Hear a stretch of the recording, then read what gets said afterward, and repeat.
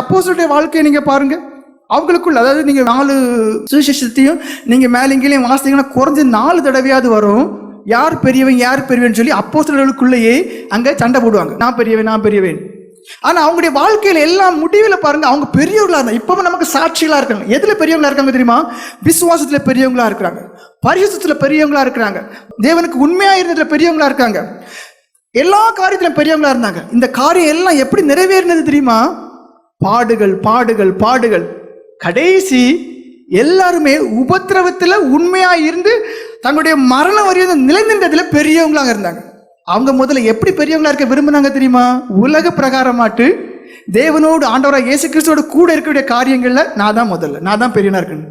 ஆனா தேவன் அவங்களுக்கு உண்மையிலேயே பெரியவர்களாக்குனார். 2000 வருஷம் ஆன பிறகும் இப்போ நம்ம யாரை குறித்து பிரசங்கம் பண்றோம்?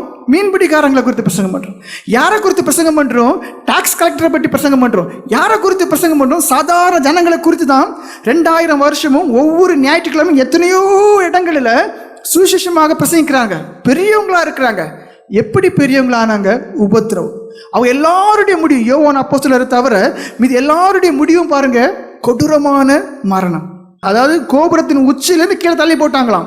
கீழே தள்ளி போட்டா இறக்கலையாம், பெரிய பெரிய கட்டையை எடுத்து தலையில அடிச்சு கொன்னாங்கன்னு வருது, தலைகீழ சிலையில் அரைஞ்சு கொன்னாங்கன்னு வருது, தோலை அப்படியே உரிச்சு கொன்னாங்கன்னு இருக்கு. முதல்ல இவங்கெல்லாம் எதை விரும்புனாங்க? நான் தான் பெரியவனா இருக்கணும்.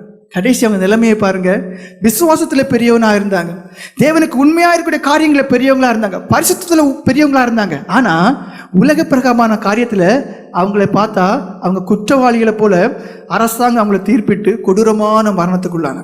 அடுத்த காரியத்தை பாருங்க, யோவானும் யாக்கோபு பற்றி உங்களுக்கே தெரியும். அவங்களுக்கு என்ன ஆசை? இயேசு கிறிஸ்து வலதான் இடதான் நாங்க தான் இருக்கணும். அவங்க தாயாட்ட தூண்டி விட்டோ இல்லை தாயார் வந்து சொன்னாங்க, எப்படி? ஆண்டவராக இயேசுவே, உன்னுடைய வலதுபுறமோ இடதுபுறமோ என்னுடைய 2 பிள்ளைங்களுக்கு இருக்கணும். எல்லாருக்குமே ஆசை, அந்த மாம்சம் கிரியேச்சு பெரிய பதவி வேணும். யாக்கோபுக்கு எப்படிப்பட்டதான முடிவு? பரிதாபமான முடிவு, வாளால் வெட்டப்பட்டு கொல்லப்பட்டார்.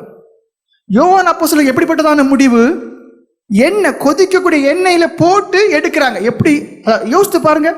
சித்திரம் அடிச்சிருப்பாங்க, பல்வேறு விதத்துல கொடுமைப்படுத்தி உயிர் மட்டும் போகல. புரிஞ்சுக்கிடுங்க. சாது சுந்தர் சிங் அழகா சொல்லுவார், எப்படி சொல்லுவார் தெரியுமா? அதாவது இரத்த சாட்சியாக மரிப்பது மிகவும் எளிதான ஒரு காரியம், ஆனா அனுதினமும் தேவனுக்கென்று மரிப்பது மிகவும் கடுமையான, மிகவும் கஷ்டமான, சவாலான ஒரு காரியம். நீங்க எல்லாம் என்ன இப்போ இந்த அனுதினமும் சாகரங்கிற வழியில வரதான் விருப்பப்படல. தேவன் நம்மள ஒவ்வொரு நாளும் பாடுகளில் நடக்க விரும்புறாரு, நீங்க இடம் கொடுக்கல. யோவான் அப்போஸ்தலருடைய வாழ்க்கையை பாருங்க, அனுதினமும் பாடும். கொல்ல பார்த்தாங்க, அடிச்சு பார்த்தாங்க, சாகல, தூக்கி பத்மதீவுல போட்டாங்க. எப்படிப்பட்ட இடம் தெரியுமா? ஃபுல்லா கல் உடைக்கணும். ஒவ்வொருத்தங்களுக்கும் குறிப்பிட்ட கல் உடைச்சு வைக்கணும். அது உடைக்காம இருந்தா அடி. அப்ப இவ்வளவு வயசான, கிட்டத்தட்ட 85-90 வயசு ஆகும்போது அங்க போறாரு. மனுஷனுக்கு சரீரத்துல பலன் இருக்காது, எவ்வளவு சாட்டடி வாங்கியிருப்பாரு. அதையும் வாங்கி அந்த கல் உடைச்சி, அப்படிதான் ஒரு வாழ்க்கை. இவரெல்லாம் யாரு? மிக உயர்ந்த ஸ்தானத்தை விரும்பினவங்க. ஆனா தேவன் பரலோகத்துல உயர்ந்த ஸ்தானத்தை கொடுத்தாரு, உலகத்துல அதுல கொடுக்கல. உலகத்துல அவங்க அற்பமா எண்ணப்பட்டாங்க. அல்லேலூயா, அல்லேலூயா.